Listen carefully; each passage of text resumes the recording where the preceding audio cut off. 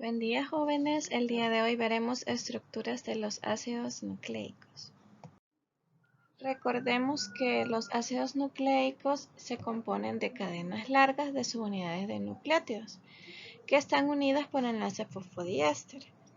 Estos enlaces fosfodiéster unen el grupo de un nucleótido al grupo del siguiente nucleótido. Entonces, ¿cómo es que se da eso?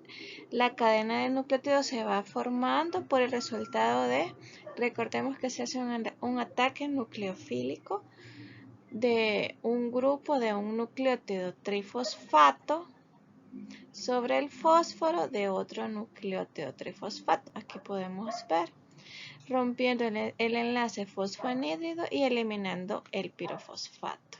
Aquí hay una eliminación de pirofosfato, entonces eso significa que el polímero que va a ir creciendo se sintetiza en la dirección 5', 3', 3' porque es donde se encuentra el grupo hidroxilo que va a ir a atacar al fósforo de un nucleótido trifosfato. Entonces, así es como se van a ir uniendo y se van a ir formando pues los ácidos nucleicos. ¿Por qué? Porque estos se van componiendo de cadenas largas de subunidades de nucleótidos. Pues así como en las proteínas, el ADN posee tres estructuras, una primaria, una secundaria y una terciaria. En el medio acuoso celular, el ADN va a adoptar una estructura tridimensional en la que se puede describir diferentes niveles de complejidad. El primero pues es la estructura primaria. La estructura primaria se le llama a la secuencia de bases en la hebra. Y por eso les he puesto esta imagen acá. Es la secuencia de nucleótidos unidos por los enlaces fosfodiéster. En cambio, la estructura secundaria es cualquier estructura regular y estable adoptada por algunos o todos los nucleótidos de un ácido nucleico. Entonces, por eso les he puesto esta imagen, ¿verdad? Aquí se representa la forma helicoidal del ADN, ADN B, que es la que propusieron Watson y Crick. Y también hay otros tipos de estructura de ADN como la ZADN, la ADN y la BADN, que es la que les estoy mostrando en esta imagen. En cambio, la estructura terciaria ya es el plegamiento complejo de los grandes cromosomas en la cromatina, en las eucariotas y en el nucleoide en las bacterias. Entonces aquí podemos ver los cromosomas. Dentro de ellos pues está el ADN plegado por medio de los nucleosomas, que ellos son las histonas pues que ayudan a ese enrollamiento e a ir dando ese empaquetamiento al ADN, porque ya que es tan largo hay que empaquetarlo y pues plegarlo para que estén dentro de los cromosomas. A lo largo de la historia se ha venido estudiando el ADN, se ha determinado que es una doble hélice y que almacena información genética. Allá por 1868, Friedrich Michel aisló y caracterizó lo que hoy conocemos como ADN. En su momento, él aisló una sustancia que contenía fósforo y pues la denominó nucleína. Entonces, esa sustancia se vino estudiando por otros investigadores. Ya en 1940, Charles Gaff y colaboradores encontraron que la cantidad de adenina era casi igual a la de la timina y que la cantidad de guanina era casi igual a la de la citosina. También encontraron que las cantidades relativas de las 4 bases de los nucleótidos del ADN variaban según el organismo. Ya para 1944, Avery, MacLeod y McCarthy aislaron ADN como material genético.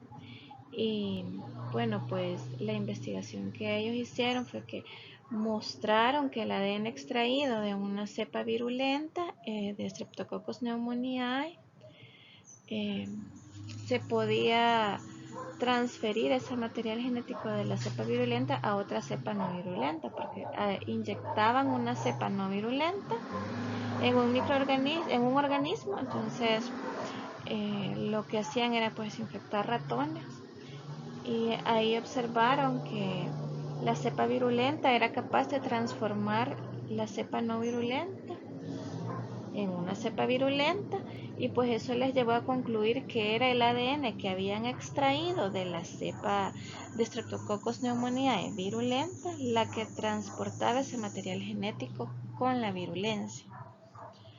Hubieron quienes pues refutaron esa teoría, pero ya para 1952 Martha Chase y Alfred Hershey realizaron una serie de experimentos que tenían el objetivo de dilucidar si el ADN o las proteínas eran el material hereditario, porque para el estudio de 1944 de McCarthy, MacLeod y Avery, les refutaban que podía haber sido una proteína la que había contaminado su experimento, y esa proteína podía haber transferido el material genético y no el ADN. Entonces ellos lo que hicieron en 1952, Hershey y Chase marcaron el ADN y las proteínas con isótopos radioactivos. Entonces eliminaron cualquier duda de que el ADN y no la proteína transportaba esa información genética. Siempre para 1952, Rosalind Franklin y Maurice Wilkins realizaron los primeros estudios físicos con el ADN mediante la técnica de difracción de rayos X, que la vamos a ver un poquito más adelante. Como les mencionaba, el trabajo de Chargaff concluyó diferentes reglas, entonces se le llamaron reglas de Chargaff. Ahí pueden ver la fotografía de él. Es un científico de Austria. Bueno, fue.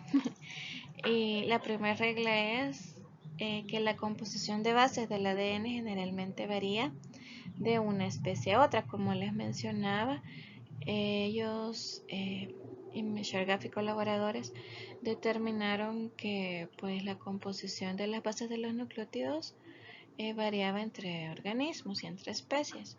Por ejemplo, en el humano, en el ADN del humano, el 60.4% de las bases son adeninas y timinas. En cambio, en una zarcina lútea, una bacteria, el 74.2% de su genética pues son adeninas y timinas en el ADN de esta bacteria.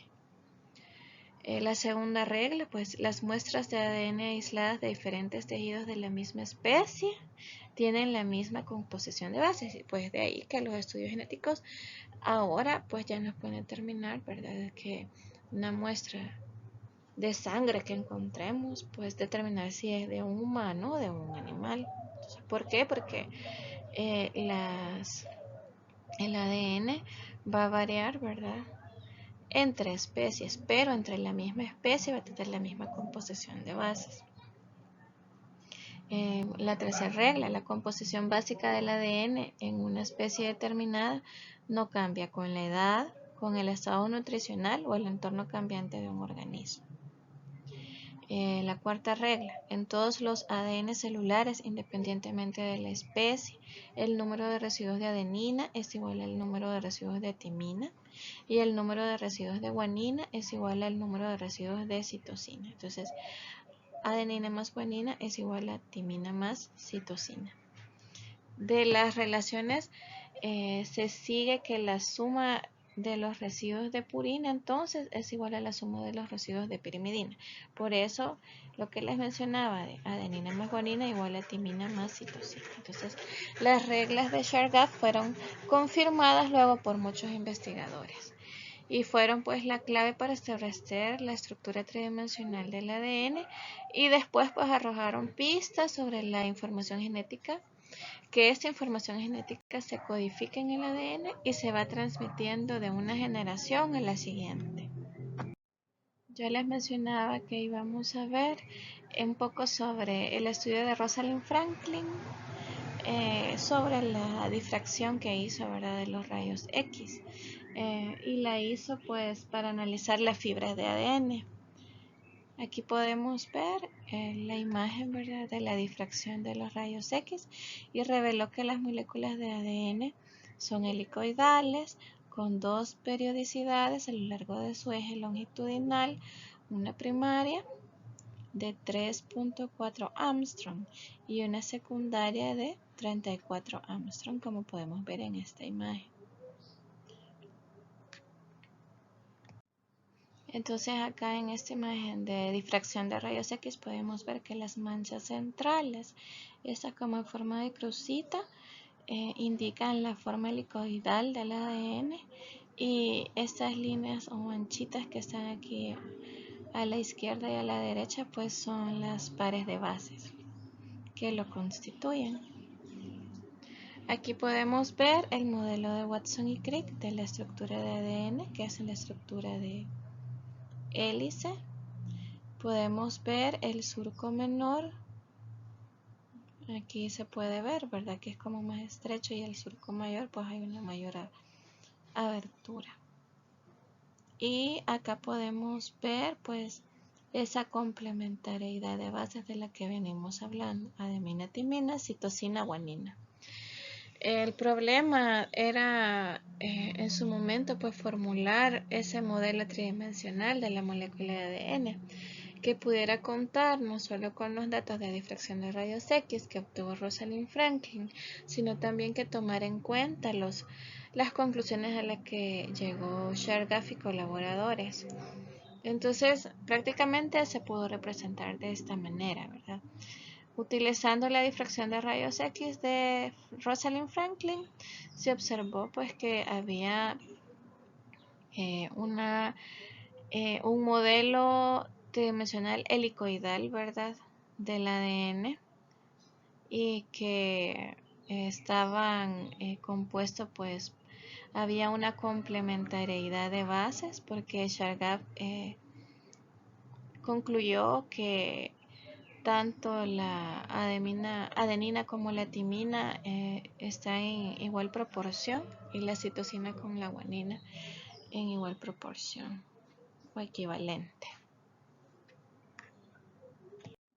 En esta diapositiva podemos ver el experimento de Avery, MacLeod y McCarthy en 1944, en la que a bacterias no virulentas vivas le agregaron el ADN aislado de bacterias virulentas muertas por el calor, y pues las bacterias no virulentas fueron transformadas en bacterias virulentas encapsuladas.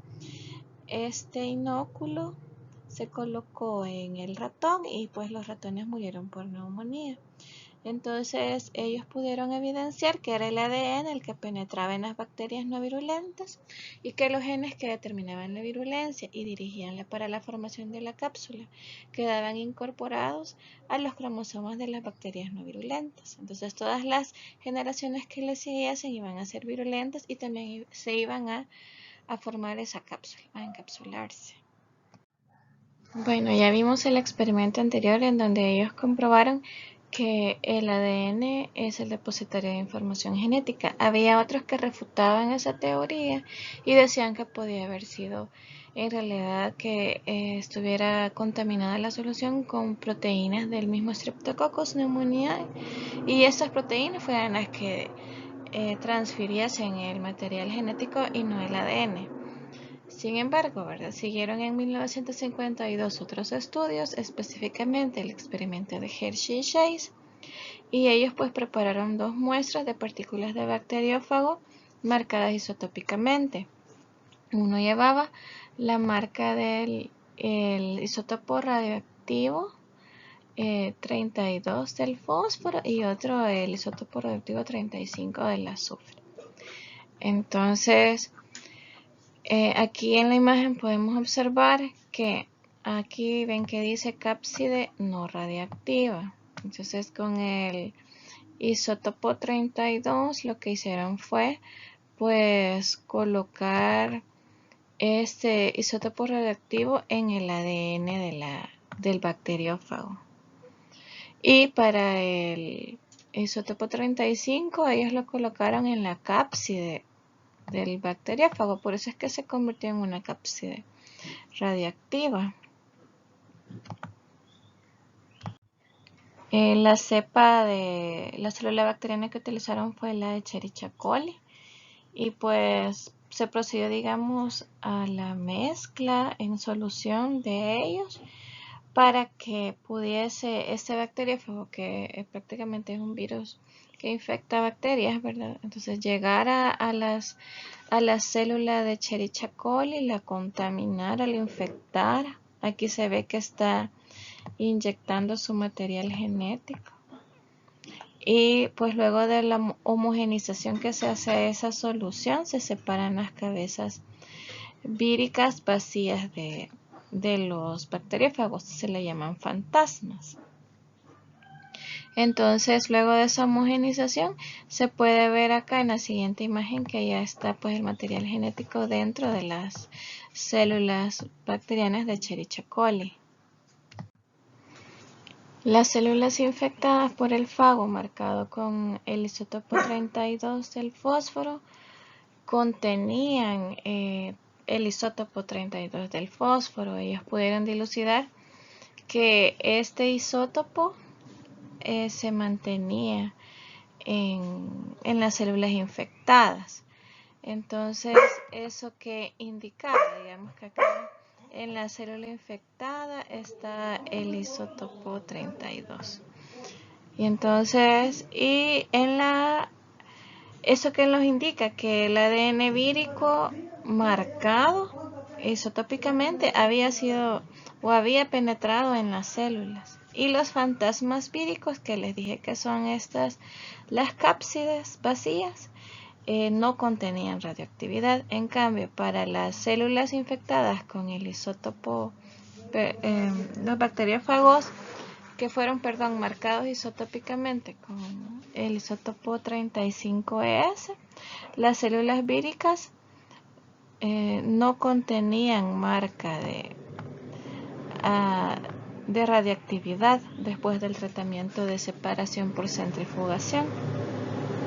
Mientras que los fantasmas víricos, que son los que les mencionaba, que son las cápsides vacías, estas sí tenían radiación. Entonces podemos decir que, el experimento menciona también que luego de 30 minutos de haber dejado en reposo esa solución, al cabo de ese tiempo, después de la eliminación de las cubiertas de los virus, se observa que hay presencia de progenie vírica, que es la que vemos más abajo. Hay progenie vírica a partir del rompimiento. Aquí ven que hay una lisis de las células bacterianas, entonces sale la progenie vírica en ambas suspensiones, por lo que el mensaje genético para la replicación del virus, entonces se concluye que debía haber sido introducido por el ADN del virus y no por sus proteínas. Ellos así pudieron determinar entonces o confirmar la teoría anterior de que el ADN es el que transfiere esa información genética y no las proteínas, así como se decía en otros científicos. Porque aquí vemos que la proteína de la cápside de los bacteriófagos pues no se transfiere, no se transfiere y no se encuentra dentro del material celular, ¿verdad? De la bacteria, en este caso que se utilizó la Escherichia coli.